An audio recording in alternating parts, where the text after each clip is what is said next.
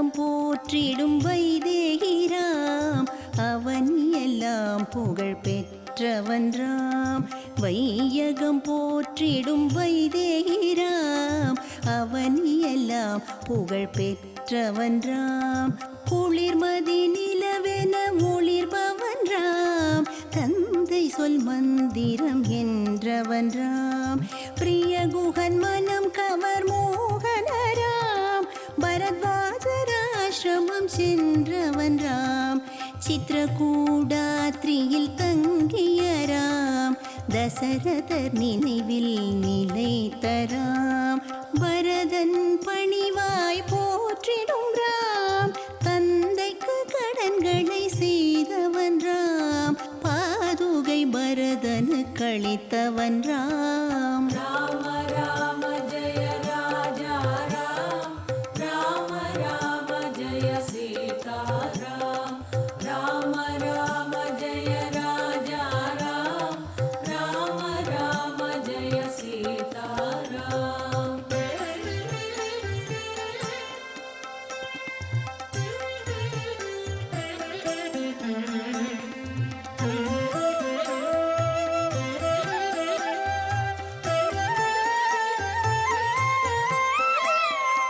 கானகம் சென்ற காருண்யராம் அசுரர்கள் பயத்தினை விரட்டியராம். கானகம் சென்ற காருண்யராம் அசுரர்கள் பயத்தினை விரட்டியராம்.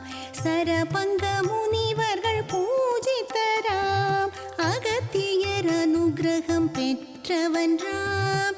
பஞ்சவடியில் அருள் பாலித்தராம். சூர்பனகையின் கர்வம் அடக்கிய ராம் கரதூஷணர்களை வென்றவன் ராம். சீதையின் மனம் கவர் ஸ்ரீரகுராம். மாரீச்சன் மாயம் மாய்த்தவன் ராம். சபரியின் பழத்தை புசித்தவன் ராம். அன்னைக்கு மோட்சம் தந்தவன் ராம். ராம ராம ஜெய ராஜா ராம், ராம ராம ஜெய சீதாராம். ராம ராம ஜெய ராஜா ராம், ராம ராம ஜெய சீதாராம். திருக்கோவிலில் நீங்கள் உள்ளே வந்துட்டு சுவாமி அம்பாள் வணங்கணும் சொல்லிட்டு பார்த்தீங்கன்னா சுயம்பு திருமேனியாய் காட்சி தருகின்ற அருள்மிகு தாய் மூகாம்பிகை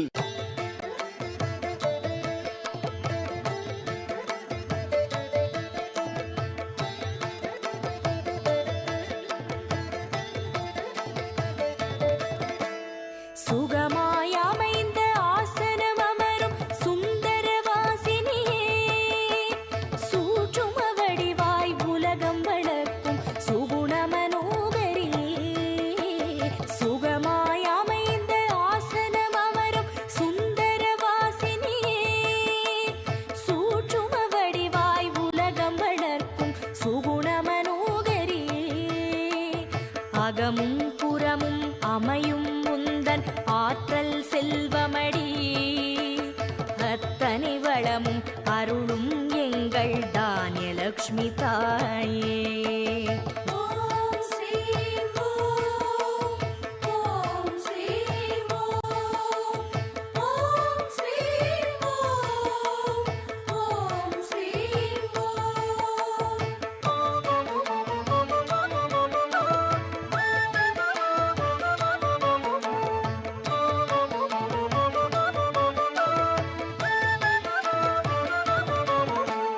வலது கரத்தில் செந்நெல் செழிக்க வளரும் மாதவியே. வாசம் மணக்கும் தாமரை மலரை ஏந்திய பூரணியே. வலது கரத்தில் செந்நெல் செழிக்க வளரும் மாதவியே. வாசம் மணக்கும் தாமரை மலரை ஏந்திய பூரணியே. நிலமும் மண்ணும் நித்தமும் செழிக்க அருளும் காமினியே. நின்னடி சரணம் சரணம் அம்மா தானியலக்ஷ்மி தாயே. ஓம் ஸ்ரீம் ஓம், ஓம் ஸ்ரீம் ஓம், ஓம் ஸ்ரீம் ஓம்,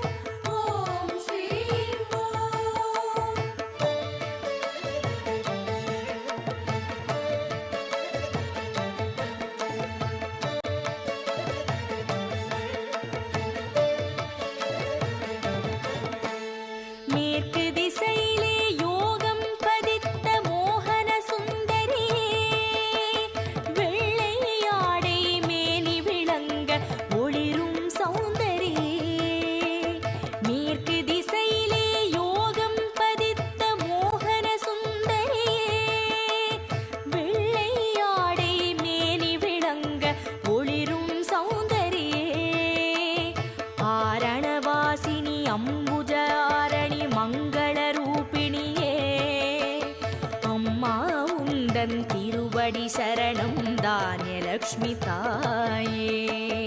ஓம் ஸ்ரீம் ஓம் ஓம் ஸ்ரீம் ஓம் ஓம் ஸ்ரீம் ஓம் ஓம் ஸ்ரீம் ஓம்.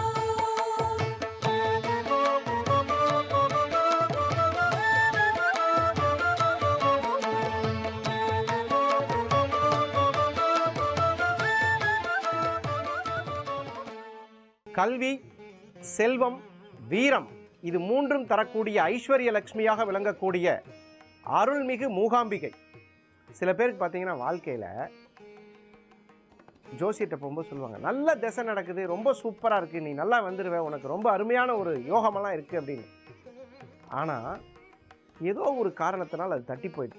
அதுக்கு காரணம் என்னன்னு கேட்டிங்கன்னா, திதி சூன்ய ராசிகளில் கிரகங்கள் மாட்டிக்கொள்வது தான். யோக கிரகங்கள் திதி சூன்யில மாட்டிடுச்சுன்னா உனக்கு அந்த திசையே வேலை செய்யாது. சில பேர் சொல்லுவாங்க, சுக்கிர திசை நடிக்குதுன்னு பேர் சார், ஒன்றும் பிரயோஜனம் இல்லை சார், என்னதான் சுக்கிர திசை நடந்தாலும் நமக்கு ஒன்றும் பெரிய வருத்தமாக இருக்குது சார் அப்படின்லாம் சொல்லுவாங்க. அதுக்கு காரணம் என்னென்னா, உங்களுடைய திசாநாதன் யோககாரகன் திதி சூன்யத்தில் மாட்டிக்கொள்வது. அந்த மாதிரி இருக்கும்பொழுது உங்களுக்கு சில பிரச்சனைகள்லாம் வரும். திதி சூன்யம்னா என்ன, திதி சூன்யம் எப்படி இருக்கும் அப்படின்னு பார்த்தீங்கன்னா, ஒவ்வொருத்தரும் ஒவ்வொரு திதியில் பிறந்திருப்போம். 2 திதி எல்லாருக்குமே தெரியும். என்ன திதி? அமாவாசை, பௌர்ணமி. இந்த பௌர்ணமி தினங்களில் பிறந்தவங்க அம்பாளை சாமி கும்பிட்றது ரொம்ப ரொம்ப விசேஷம். அதுலேயும் மூகாம்பிகை வணங்குறது ரொம்ப விசேஷங்க. அதில் அமாவாசை தினங்களுக்கு சில தேவதைகள். சார், அமாவாசைக்கும் தேவதை சொல்கிறீங்க, பௌர்ணமிக்கும் தேவதைகள் சொல்கிறீங்க. அமாவாசைக்கு வழிபடக்கூடிய தெய்வங்கள் அகோர தெய்வங்கள், துர்க்கை, காளி, வராகி, இதெல்லாம் அப்போ கும்பிடலாம். அலங்கார தேவதைகள் அலங்காரமாக உட்காந்துருப்பாங்க. ராஜராஜேஸ்வரி, காமாட்சி அம்மன், மீனாட்சி அம்மன், இவங்கெல்லாம் வந்து மூகாம்பிகை. இவங்கெல்லாம் பார்த்தீங்கன்னா பௌர்ணமி தினங்களில். பௌர்ணமி அப்படின்னா என்னங்க, அமாவாசைன்னா என்ன அப்படின்னு கேட்டிங்கன்னா, இந்த 2தையும் பிறக்கக்கூடியவர்களுக்கு திதி சூன்யம் வராது. அவங்களுக்கு வந்து இந்த நாளுக்கு வந்து என்ன சொல்லுவாங்கன்னா, திதி சூன்யமே இல்லை. அப்போது அமாவாசையில் பிறந்தவங்க சில பேர் சொல்லுவாங்க, அமாவாசையில் பிறந்திருக்காங்க என் பையன், அதை கொஞ்சம் நல்லா பார்த்து சொல்லுங்க. அந்த மாதிரிலாம் கிடையவே கிடையாது. எந்த திதியிலும் பிறந்தாலும் உனக்கு வந்து என்ன கிரகடைவோ அதுதான். அப்போது யாரை வணங்கலாம்? இந்த பௌர்ணமி அமாவாசை தினங்களில் பார்த்தோன்னா அம்பாள் வணக்கம் ரொம்ப ரொம்ப நல்லது. இப்போது ரொம்ப அருமையான ஒரு மூகாம்பிகை தாயாரினுடைய ஒரு அலங்காரம். ஆனால் அது ஒரு சிறிய இடைவேளைக்கு பிறகு